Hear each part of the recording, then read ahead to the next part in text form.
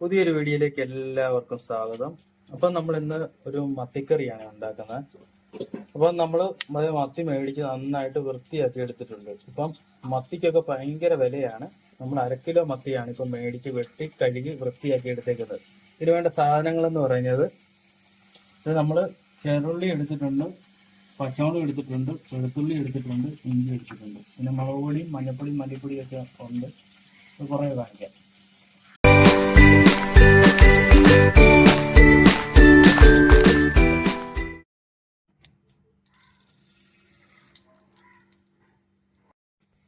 നമ്മുടെ എണ്ണ ചൂടായിലേക്ക് നമ്മൾ ഉലുവയും കടുകും കൂടി ഇട്ടിട്ടുണ്ട്. അപ്പൊ ഇതൊന്ന് നന്നായിട്ട് മൂത്ത് വന്നിട്ട് വേണം നമുക്ക് അടുത്ത സാധനങ്ങൾ ചേർക്കാനായിട്ട്. അപ്പൊ നമുക്ക് അതിലേക്ക് ഇഞ്ചി, പിന്നെ നമ്മൾ അരിഞ്ഞു വെച്ചേക്കുന്ന വെളുത്തുള്ളി ചെറുതായിട്ട് അരിഞ്ഞതാണ്, ഇതുകൂടി ചേർത്ത് നമുക്ക് നന്നായിട്ട് വഴറ്റിയെടുക്കാം.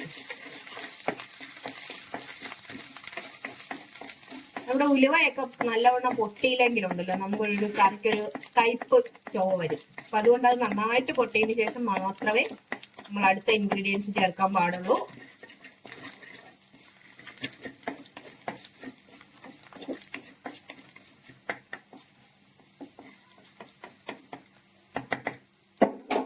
നമ്മുടെ വെളുത്തുള്ളിയൊക്കെ പൊട്ടി വരുന്ന സമയത്ത് നമുക്ക് അരിഞ്ഞു വെച്ചിരിക്കുന്ന പച്ചമുളക്, ഉള്ളി, അതുപോലെ തന്നെ കറിവേപ്പില, ഈ മൂന്നും കൂടിയിട്ട് നന്നായിട്ട് വഴറ്റാം.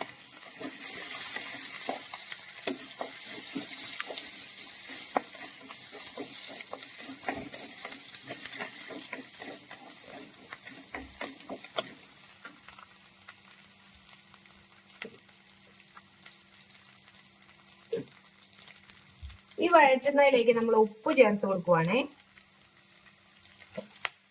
ഇനി അതിലേക്ക് നമുക്ക് 1 സ്പൂണ് മഞ്ഞൾപ്പൊടി,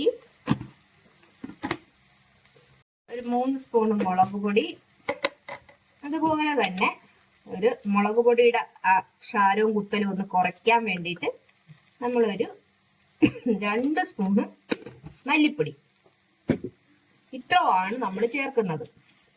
ഇനി ഇതും എല്ലാം കൂടി നന്നായിട്ടൊന്ന് മൂത്ത് വരണം.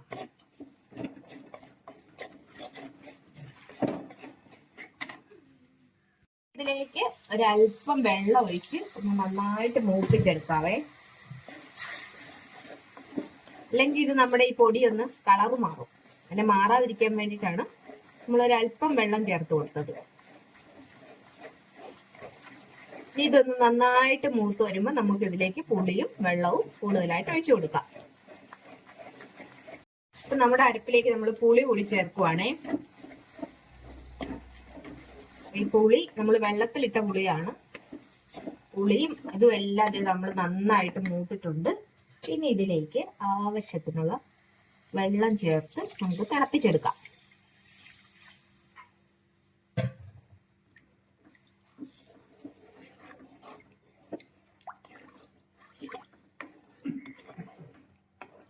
കറി തിളച്ചിട്ടുണ്ട്, നമുക്ക് മീൻ ഇട്ട് കൊടുക്കാം.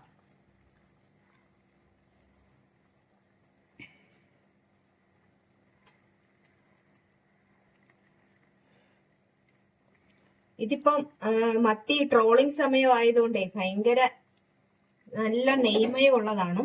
കണ്ടോ, ഇതിനകത്ത് ഇതേ മുട്ട, ഇപ്പൊ നമ്മൾ എടുത്ത മത്തിയുടെ മുട്ടയാണ് ഇത്. കണ്ടോ, പലഞ്ഞിലാണിത്. നല്ല നെയ്യുള്ളത് കൊണ്ട് നല്ല ടേസ്റ്റ് ആണ് ഇപ്പൊ മത്തിക്ക്. ഒരു സമയത്ത് തീരെ ചെറിയ മത്തിയായിരുന്നു വന്നുകൊണ്ടിരുന്നത്, വലിപ്പം വെക്കാതെ. അപ്പൊ കുറച്ചും കൂടിയുള്ള സൈസ് എല്ലാം ആയി.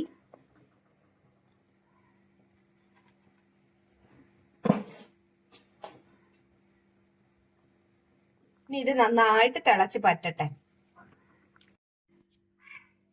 അതേ നമ്മുടെ കറി ഇവിടെ റെഡി ആയിട്ടുണ്ട്. കണ്ടോ, നമ്മുടെ മത്തി കറി.